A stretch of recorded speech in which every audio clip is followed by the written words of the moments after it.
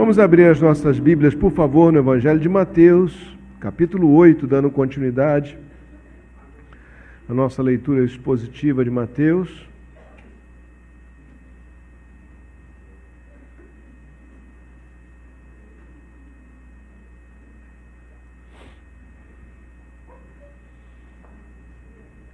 Nós iremos até 11h40 aproximadamente.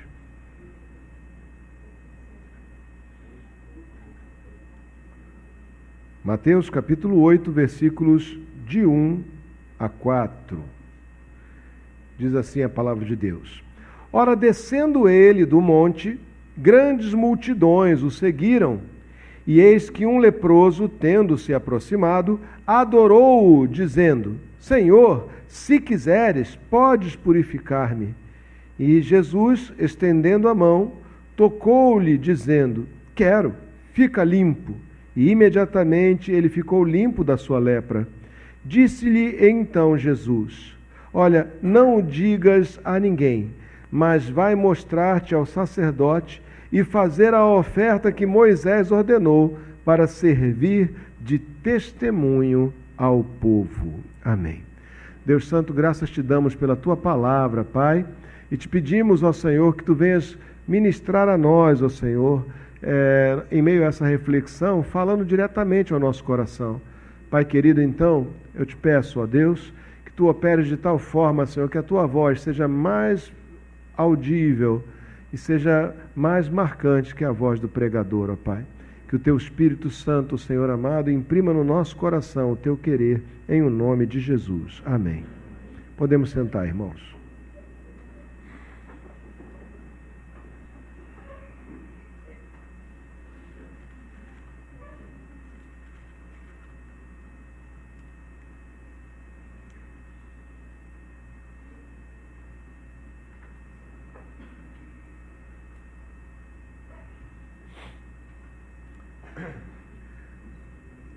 Ao final do Sermão do Monte, nós estamos justamente nesse momento imediatamente após, né?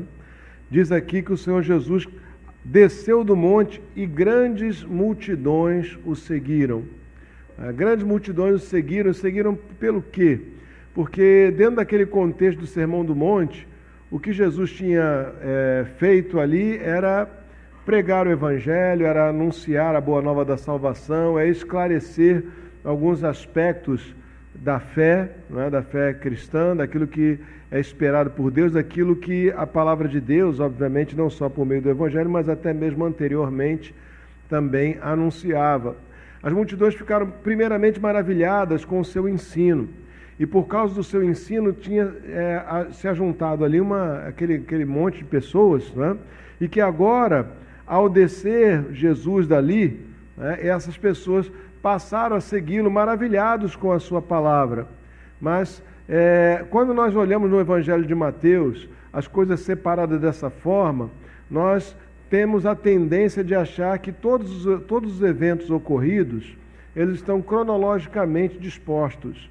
Não é isso, eles estão tematicamente dispostos. Aqui sim, nós temos um passo imediatamente após Jesus acabar de pregar o Sermão do Monte. Aqui está claro que esse fato, essa cura, esse milagre, no caso aqui, né, da cura desse leproso, se dá imediatamente. Mas daqui até o capítulo 12 de Mateus, nós vamos ver uma série de coletâneas temáticas. Mateus organiza por tema várias coisas aqui, né, e em alguns outros evangelhos estarão colocados em outra ordem. Então, somente por isso, porque não é uma exposição cronológica, é uma exposição temática. O que Mateus está apresentando na sua exposição do Evangelho, né, ele está expondo aqui, no caso, temas e assuntos a respeito de Cristo que estão muitas vezes agrupados. E aqui, então, nós vamos ver isso, alguns temas sendo abordados, né, por Mateus, né, pela organização que Mateus fez do texto. Mas então foi Mateus que escreveu? Sim, foi Mateus o homem que escreveu, inspirado pelo Espírito Santo e sobre a respeito de relatos, a respeito de coisas que ele relata, que ele testemunhou e que ele viu. Não é isso? Então, Mateus está passando a sua experiência, não em ordem cronológica, mas em ordem temática, muitas vezes. Então, por isso é que nós vamos encontrar essa discrepância, às vezes, nos outros evangelhos, da ordem das coisas, né? Porque os relatos não pretendem ser cronológicos, né? Eles respeitam uma cronologia aproximada, é óbvio, eles não começam com a morte de Jesus para depois falar sobre o nascimento, isso não houve, né? Há uma cronologia muito embrionária e o resto é disposto de modo temático, né? Procurando, obviamente, assim, abordar os diversos aspectos da pessoa de Cristo. E aqui, então, após todo esse sermão, né? Após toda essa mensagem longa lá no Sermão do Monte, então, ele faz um relato a respeito de algumas curas, de alguns milagres. Porque, ao citar essas curas logo após essa mensagem, o que ele está falando para nós, de certo modo, é que ele está demonstrando a validação daquilo que Jesus ensinou, não é? O quanto isso é validado, referendado pelo poder de Deus. Ou seja, que Deus está aqui, vamos dizer assim, mostrando pela sua palavra a validade dessa mensagem que está sendo trazida por Jesus. Qual era o poder por trás? Quem era aquele que falava? Porque a palavra de Deus nos ensina, nos apresenta Jesus como uma pessoa que guarda em si, na sua natureza, um mistério, porque ele é completamente homem, ao mesmo tempo que é completamente Deus, né? Ele é inteiramente homem, inteiramente Deus. A gente está acostumado a pensar nas coisas, né? Se alguém é homem e Deus, então você imagina, não, então é metade homem, metade Deus. Não, Jesus é homem inteiramente. Sangrava, chorava, sofria, se alegrava, passava por todas as dificuldades que qualquer ser humano passava, né? Só não viveu na prática do pecado, não é isso? Porque ele é o ente santo de Deus, né? Mas ele também é inteiramente Deus. Ele é eterno, estava junto com o Pai na criação, sem ele nada do que foi feito se fez, ele permanece eterno, ele morre, mas a morte não domina sobre ele, ele ressuscita, né? Jesus ressuscitou pessoas, ninguém foi lá ressuscitar Jesus, ele ressuscitou de si, vamos dizer assim, né? Ele ressuscitou porque ele é Deus, o poder da vida estava nele. E Jesus então ressuscita, sobe aos céus, está entronizado em grande glória à direita de Deus Pai, se você preferir assim, né? De onde ele voltará, né? Para então finalmente determinar, né, a sua vitória completa e a inauguração da era eterna, no sentido de que nós viveremos eternamente com ele. Então, ele é totalmente homem, ele é totalmente Deus. Então, esses milagres aqui falam da sua autoridade em dizer o que estava dizendo. Isso é muito importante. Jesus não é um filósofo, Jesus não é um idealista, Jesus não é um homem que trouxe algumas ideias que faziam sentido. Tampouco ele era um demagogo, não é qualquer, uma pessoa que está apresentando um caminho mais fácil do que o caminho anterior e assim tentando cativar as pessoas com facilidade. Não. O que ele falou na autoridade de quem é, de quem sustenta todo o universo, quem criou o universo e o sustenta pelo poder da sua palavra, da sua voz. Amém? Então, aqui quando ele desce, acontece esse fato inusitado. Um homem leproso, tendo se aproximado, adorou-o, dizendo: se quiseres, podes purificar-me. Por que esse fato é inusitado? Primeiro, porque é um homem leproso, ele não poderia e não deveria se aproximar de outras pessoas, muito menos de um mestre em Israel, de um líder espiritual. Ora, Jesus não tinha nenhuma função eclesiástica, ele não era reconhecido digamos assim, pelo corpo de religiosos da época, mas ele era um mestre. Ele havia assentado e pregado diante de multidões, e as pessoas creram na sua palavra, o viam como um rabi. E quando ele vem, qualquer religioso judeu jamais se deixaria tocar por um leproso, não só pelo risco de contaminação física, né, por uma doença, mas porque aquilo o tornaria cerimonialmente impuro. Os leprosos, eles eram encarados não só como doentes, mas como pessoas cuja doença tinha como razão uma maldição de pecado, digamos assim. Então, aquele que tocava o leproso, ele não era só impuro por ser talvez infeccioso, por ser talvez alguém que pudesse passar algum contágio, mas ele era considerado também espiritualmente impuro. Então, de modo algum, né, um mestre se permitiria tocar. Isso é muito diferente do nosso universo cristão. No nosso universo cristão, nós imaginamos que aquele que representa o Senhor, que aqueles que servem ao Senhor, eles vão aos leprosos, vão aos doentes, vão a toda sorte de lugares, eles têm contato físico. Não é? A palavra de Deus, por meio de Cristo, nos ensina a sermos assim. Mas note que não era o nosso tempo aqui, essas coisas não aconteceram no nosso tempo nem na nossa cultura, aconteceram na cultura judaica, onde um leproso teria que gritar de longe, se ele viesse pelo caminho, ele teria que se afastar do caminho e gritar de longe para aqueles que vinham que ele era leproso, para que ficasse claro, não se aproximassem, senão ele poderia ser apedrejado. Mas esse homem vai diretamente ao Senhor Jesus, numa atitude estranha, numa atitude inusitada. Ele o adora, né? Ele se aproxima de Jesus ao ponto de Jesus poder tocá-lo, porque Jesus o tocou. Ele se aproxima e ele o adora. Então, duas coisas inusitadas aqui, estranhas. Um homem leproso se aproxima de um rabi, se aproxima dos outros, né? De outras pessoas e principalmente de um mestre em Israel. E duas, ele adorou um homem, né? Pelo menos aos olhos de outras pessoas poderia ser interpretado como uma adoração humana, o que seria considerado uma blasfêmia, uma heresia, uma aberração, que traria um choque às pessoas ao seu redor. E Jesus não o repreende nesse momento. Aquele homem, ele teve uma compreensão, né? Na sua fé, pela fé demonstrada aqui, pela atitude demonstrada, ele creu de um modo incomum para a sua época. Primeiro, ele creu que aquele que estava diante dele deveria ser adorado. Então ele reconheceu que Jesus, de um certo modo, se claramente, se conscientemente, mas não sei, mas ele reconhece que ali está a divindade, por isso ele adora a Cristo. Ele reconhece o senhorio de Cristo e por isso ele o adora. Ele se aproxima, né, daquele mestre e sem alerta nenhum pelo que eu vejo aqui, ele diz, olha, se tu queres, né, aproximando dizendo, Senhor, versículo 2, se quiseres, podes purificar-me.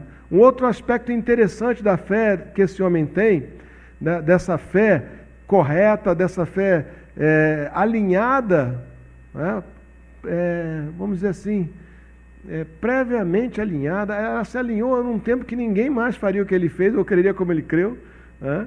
Mas ele se aproxima e ele diz, Senhor, se quiseres, podes curar-me. Olha o alinhamento da fé desse homem. Ele creu que Jesus poderia curá-lo, né? Só quem faz milagres, mesmo para os judeus, como para nós hoje, só quem pode fazer milagres é o Senhor. Amém? Então ele creu no senhorio de Cristo, o adorou, creu que ele poderia curá-lo, mas ele coloca uma outra coisa que é muito interessante, que muitas pessoas às vezes demonstram não compreender. Ele diz, se quiseres. Ele sabia que Jesus era Senhor, ele sabia que ele tinha poder para curar, mas ele também sabia que isso dependia de vontade. Se quiseres, podes, né? Se quiseres, podes purificar-me. Se quiseres. Ele teve uma compreensão humilde, de que, apesar de poder curá-lo, apesar de poder recebê-lo, dele poder se aproximar dele e poder adorá-lo, ele podia, e aquele que estava sendo adorado poder curá-lo, era uma questão de vontade. Ele disse, se quiseres. Ou seja, ele não veio exigir cura, ele não veio implorar cura, meramente dizer, me cura, não é? Alguém desesperadamente poderia dizer isso, mas ele disse, se quiseres. Ou seja, ele deixa claro que ele saberia ouvir as duas coisas, tanto sim quero como não quero te curar. Ele sabia que, apesar de poder, apesar de ser receptivo e amoroso e ter poder para curar, Jesus também podia querer não curá-lo E isso não desmereceria, não é, as outras coisas nas quais ele creu antes, de que Jesus era adorável, deveria ser adorado, e de que Jesus tinha poder. E tanta gente hoje em dia, quando não recebe um milagre, muitas vezes, né, até mesmo na igreja, a pessoa fica abalada na sua fé, não compreende que a sua fé, por mais sincera que seja, não é suficiente para que um milagre aconteça. É necessário que o Senhor o queira realizar também. Amém? É necessário que o Senhor o queira. E o fato do Senhor querer não nega o seu amor. Aquele homem se aproximou de Jesus crendo que não seria rechaçado, por isso se aproximou. Se aproximou de Jesus crendo que ele tinha poder para curar, por isso foi pedir. Mas ele não considerou que o querer de Jesus, se fosse contrário ao seu, seria um motivo de afastamento. Ele disse, se queres. Essa é a fé correta. Quando nós cremos no amor do Senhor e que Ele não nos lança fora. Quando nós cremos no poder do Senhor e que Ele pode fazer maravilhas. E quando nós confiamos no querer dEle como sendo bom, perfeito e agradável. A vontade de Deus é boa, ela é perfeita, ela é agradável, ela é muito melhor do que a nossa. Entende? A fé bem ajustada, ela deixa, ou ela, como se pudesse deixar qualquer coisa, ela sabe que o Senhor tem a sua vontade e o seu propósito, e Ele fará as coisas segundo o seu propósito. A fé que nós temos, meus irmãos, por mais genuína, por mais firme que seja, ela não opera por si só milagres. Fé não tem poder. A pessoa usa essa expressão, o poder da fé. Fé não tem poder, quem tem poder é o Senhor. Fé é confiança, é convicção, é certeza de que eu posso me aproximar, é certeza de que Ele pode fazer, é certeza de que eu serei aceito, mas não é certeza de que eu obterei o que eu quero, porque eu sou criança e Ele é o Pai. Porque nós somos as crianças e Ele é o Pai. O Pai é que sabe o que é melhor para nós. Amém? E cabe a nós confiarmos. E cabe a nós amarmos. Eu sei que às vezes a gente volta triste quando alguma coisa não aconteceu. Mas que a tristeza da frustração não acompanha, não traga consigo a desesperança. Mas a certeza de que a vontade de Deus é boa, é perfeita, é agradável. Uma vez manifesta, ela é uma bênção, mesmo que ela negue os nossos propósitos. Os nossos propósitos. Ela é uma bênção. O sim e o não de Deus são bênção. Fala bem alto para você mesmo aí. O sim e o não de Deus são bênção. Não negam nada.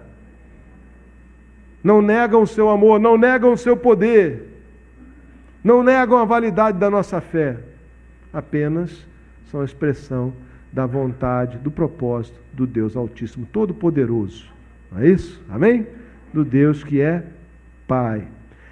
Então Jesus, estendendo a mão, tocou-lhe dizendo, quero, fica limpo. Simples assim. Meus irmãos, não são orações ou rituais elucubrados, cheios de detalhes, que produzem resultado. Às vezes a pessoa imagina que uma oração assim, aquela oração poderosa, é aquela oração fervorosa, que cita do Gênesis ao Apocalipse, dá a volta por 15 mil versículos, como se Deus tivesse que aprender a Bíblia num curso rápido, né? Ali naquele momento, para poder saber que Ele está devendo alguma coisa a você, ou coisa parecida, querido. A resposta de Jesus aqui não foi nada complexa, né? Ele disse, quero, fica limpo. Manifestou a sua vontade, entende? Não pense que uma oração tem que ser longa, ou tem que ser cheia de palavras bonitas e bem encadeadas para produzir resultado. Né? A oração, a oração quando nós recebemos de outra pessoa, né? A oração é o falar com Deus. Se o Senhor quiser, com a oração mais simples, Ele opera maravilhas. Né? E aqui o Senhor Jesus foi direto para ele, quero, fica limpo. Né? Imediatamente ele ficou limpo da sua lepra.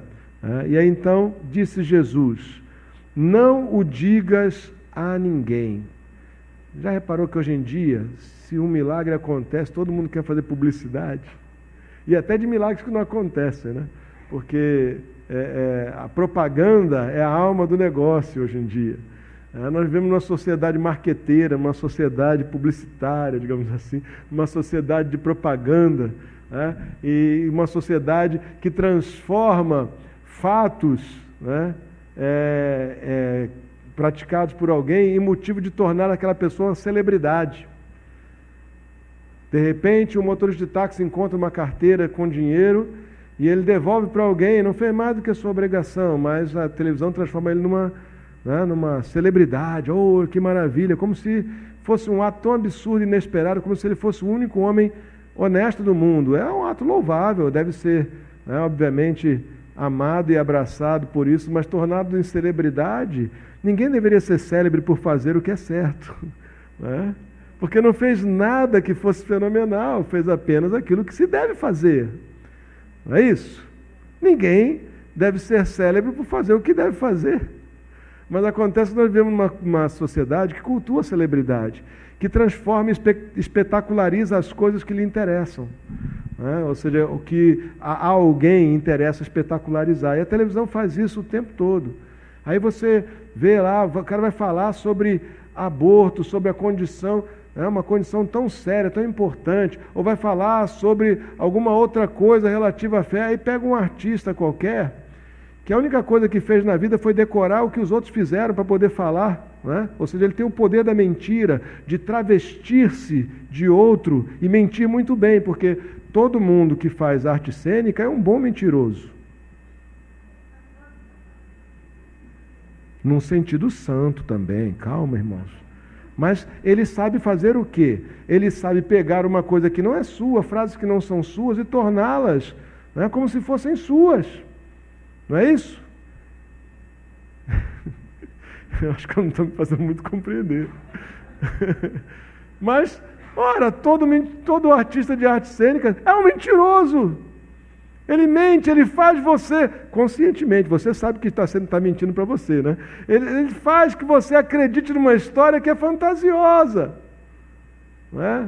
Mas aí você pega uma pessoa que apenas faz isso, encena situações, não é? Que desempenha bem papéis de outros, que sabe apresentar como genuína uma história falaciosa, uma história fantasiosa, né? E aí pega essa pessoa para dizer a sua bela opinião a respeito de um tema tão sério como esse, quando deveria procurar alguém que realmente está calcado, né, em posições sérias, estatísticas, verdadeiras, ou seja, qualquer outro tema.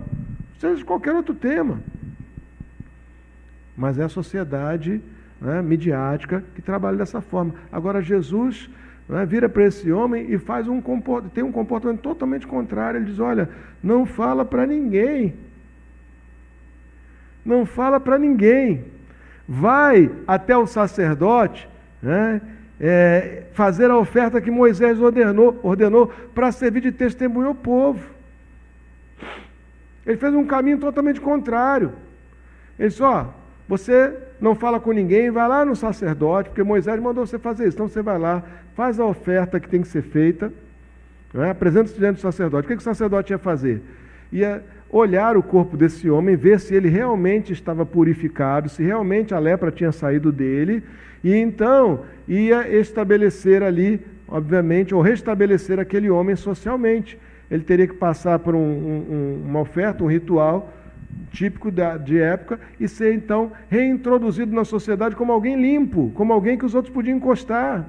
Mas ele tinha que apresentar-se diante do sacerdote. Jesus não chamou para si, não disse aqui, está vendo, gente? Olha aqui, olha como eu sou o poderoso, eu sou o cara, eu curei ele. Ele é o poderoso, ele é o todo-poderoso. Todavia, não fiou o seu ministério, né, não afiançou o seu ministério na publicidade. Tudo que ele fez com o propósito de evidenciar a glória de Deus, e que Deus, como um todo, ele também é Deus, né, é que operava aquelas coisas. Então, gente, quando a gente vê muitas vezes a badalação disso, a gente tem que ficar desconfiado, porque não foi o procedimento de Jesus. É errado, pastor, então alguém dá testemunho que foi curado? Não, mas toma cuidado com quem você evidencia quando você foi curado. Cuidado. Fique evidenciado que o Senhor o fez. Só Jesus Cristo faz milagres. E que nenhum homem é detentor de tal coisa. Porque esse espírito midiático, essa tentativa de apropriação daquilo que é de Deus, faz algumas pessoas se apropriarem dos milagres de Deus e dizerem como se eles fossem pessoas especiais nessa geração. E a palavra de Deus não dá a nós nenhum entendimento de que existam pessoas especiais nessa geração. Ah, pastor, mas e os dons do Espírito Santo? Sim, são dons. Mas o Senhor opera quando quer e com quem quer, na hora que quer e do jeito que quer. Nenhum deles são de propriedade de quem quer que seja. Ninguém pode garantir cura, ninguém pode garantir milagre, ninguém pode garantir profecia, ninguém pode garantir coisa nenhuma. Porque não está no poder do homem. Então não adianta dizer, vem para cá que aqui tem milagre. Isso é só técnica de marketing. E a maior parte, quando não é fraude premeditada, muitas vezes é simplesmente pessoas, são simplesmente pessoas que estão confundindo o que Deus faz com o que o homem faz. Ou mais ainda, que querem tanto acreditar em alguma coisa, que muitas vezes nada foi feito, mas eles apresentam como se tivesse sido feito. Deus opera milagres. Deus não precisa de propaganda e marketing. Deus opera sinais e prodígios, mas Ele não precisa de propaganda e marketing. O que a gente tem que fazer é pregar a palavra de Deus. Amém? O que nós temos que nos afiançar é na palavra de Deus. Para que a palavra de Deus seja pregada e para que o Deus da palavra seja glorificado nos seus atos. Deus pode usar o pastor, pode usar você, pode usar qualquer um de nós, segundo o seu querer, segundo a sua vontade. O sacerdócio é universal. Eu estou aqui na função de pastor, pregador, ok, beleza. Talvez, de certo modo, as coisas acabem passando, se centralizando pelo pastor e pregador, mas a verdade seja dita, a oração de qualquer um de nós, tem o mesmo valor, desde que creiamos, né? Se cremos, a oração nossa, de qualquer crente, tem o mesmo valor e o mesmo poder. Zero. Que oração não tem poder, fé não tem poder, quem tem poder é o Senhor. Amém? Então, quando você receber uma oração simples, não fica pensando, puxa, mas essa oração michuruca, essa oração muito sem poder, michuruca. Oração rala. Não se impressione com isso. O que importa é que o Senhor tem o poder concentrado. Amém? O que importa é que o Todo-Poderoso é que é o invocado e o chamado nessa hora da oração. Amém? E aqui ele manda, então, procurar lá o sacerdote, né? Por quê? Para que servisse de testemunho ao povo. Lá em Isaías, capítulo 35, falando sobre a felicidade da Sião futura, falando sobre o Messias, né, aqui deixando num contexto mais messiânico, capítulo 35, versículo 5, estava profetizado, né, que então, ou seja, nesse tempo, se abrirão os olhos dos cegos, se desimpedirão os ouvidos dos surdos, os coxos saltarão como cervos, e a língua dos mudos cantará, pois águas arrebentarão no deserto e ribeiros no ermo. Falando aqui, né, sobre o tipo de obra que o Messias operaria, que o Messias realizaria, que a vinda do Messias traria isso. Então Jesus, quando manda ele se apresentar também ao sacerdote, ele também está apresentando evidência a quem de direito, as autoridades em Israel, de que o Messias era chegado, porque as obras do Messias estavam presentes. As obras que testificavam que ele era Messias estavam sendo realizadas. Naquela época, meus irmãos, pouca gente era alfabetizada e pouca gente tinha conhecimento real das expectativas e das promessas de Deus, das promessas e das profecias dos antigos profetas. Tinham conhecimento claro, porque as pessoas não tinham a Bíblia como você tem. Ele não tinha um livro sagrado em mãos como você tem. A Torá, a lei, os profetas eram lidos na sinagoga, eram lidos no templo. Não era um livro que você carregava para casa, até porque eram rolos imensos e caríssimos. Então você não lia. Você ia ouvir alguém ler para você em algum lugar e por um breve tempo. A maior parte das pessoas era ignorantes. Só os sacerdotes, só aqueles que eram oficiais do templo, que tinham tempo e acesso para conhecer essas coisas mais profundamente. Então Jesus manda eles se apresentar ao sacerdote para cumprir a lei de Moisés e para que servisse de testemunho ao povo. Por quê? Para dar a Israel, enquanto povo, enquanto nação, a chance de reconhecer: eis aí o Messias.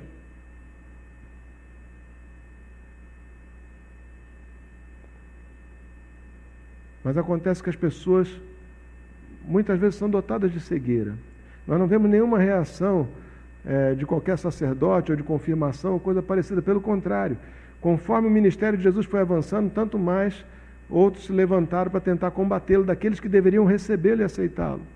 Lá no Evangelho de João, no 1º capítulo, logo diz assim, ele veio para o que era seu, mas os seus não o receberam, mas a tantos quanto o receberam, deu-lhes o poder de serem feitos filhos de Deus. Ele veio para o que era seu, para a nação de Israel, mas os seus não o receberam. Ok, houve rejeição. E aí ele diz, mas a todos aqueles que o receberam, deu-lhes o poder. Aqui nós já vemos que essa rejeição de Israel não é completa, mas é institucional, vamos dizer assim. Jesus foi considerado como um embusteiro, como um criminoso. Por quê, meus irmãos? Porque existem olhos que querem ver e procuram a verdade, existem olhos que não querem ver e, portanto, não enxergam. O pior cego é o que não quer ver. O pior cego é o que não quer ver. Mas aquele que procura a verdade, aquele que ama a verdade, aquele que busca conhecer a verdade, a ele não será negado. Nós vivemos num mundo onde cada vez menos as pessoas querem saber a verdade, elas não querem a verdade. Elas adotam narrativas, adotam visões, e mesmo contra as evidências, não adianta você argumentar. Você vai, hoje em dia, falar certas coisas que são, digamos assim, contra aquilo que se tornou midiático, aquilo que se tornou politicamente correto. Não importa o quanto de verdade tem o que você diz, vão gritar que você é homofóbico, racista, machista, chauvinista, direitista, fascista. Não vão te ouvir. Porque não amam a verdade. Porque não estão procurando a verdade. Porque estão possuídos de uma narrativa que adotaram para si. Porque não pensam mais. Simplesmente repetem o que ouviram de outros. Porque adoraram mais a criatura do que o Criador. Portanto, são cegos. O pior cego é o que não quer ver. Esse não vai ver mesmo. Os sacerdotes também estavam cegos. Não procuravam a verdade. Não queriam mais evidências. Eles estavam agarrados às suas tradições, de tal modo que não estavam dispostos a enxergar o novo. E fica para você uma frasezinha que é perigosa não é uma frase, porque é um conceito perigoso, e que às vezes está dentro da própria igreja. O tradicionalista, em termos religiosos, é aquele que honra o que Deus fez no passado, desonrando o que Deus quer fazer hoje. É aquele que não está disposto a reconhecer Deus, senão por aquilo que ele, o tradicionalista, aprovou no passado. O Senhor se revela pela sua palavra. Qualquer tradição, seja ela a da palavra, e não tradição humana e não doutrina de anciãos. Amém? Não sejamos cegos, mas mantenhamos-nos amantes da verdade, mantenhamos-nos na defesa da verdade. Por que o mundo não crê? Mesmo diante de milagres, sinais, não crerão. Muitos não crerão, porque escolheram ser cegos. Porque escolheram a mentira confortável e que protege as suas paixões, os seus desejos carnais, os seus prazeres pessoais, egoístas, protege a sua fúria, o seu ódio, a sua sede natural de violência. Preferem viver então assim e fechar os olhos para a verdade. Por isso, tanto mais cegos ficam, quanto mais se lhes anuncia a verdade. Então não fique triste quando você falar em nome de Jesus aquilo que lhe parece óbvio e os outros não atentarem. Não fique triste quando Deus operar um milagre e os outros não reconhecerem. Simplesmente escolheram ser cegos. Não amam a verdade, mas amam alguma narrativa qualquer que lhes traz conforto existencial. Amém?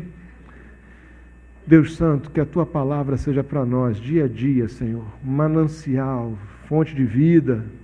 Seja para nós, dia a dia, Senhor amado, a verdade. Aquela, Senhor, que é sustentada não por argumentos filosóficos, não por cosmovisões, não por pensamentos e filosofias humanas, mas que são sustentados pelo Todo-Poderoso. A verdade, Tu a sustentas, ó Senhor amado, e ela não passará, antes se confirmará, ó Deus amado, para todos aqueles que em Ti crerem. E mesmo para aqueles que não creram, ainda no juízo final, que se confirmará para eles. Deus Santo,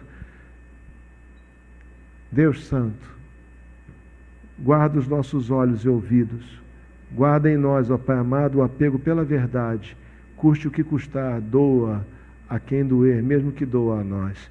Faz isso, Senhor, em o nome de Jesus. Amém e amém. Glória a Deus. Louvado seja o Senhor.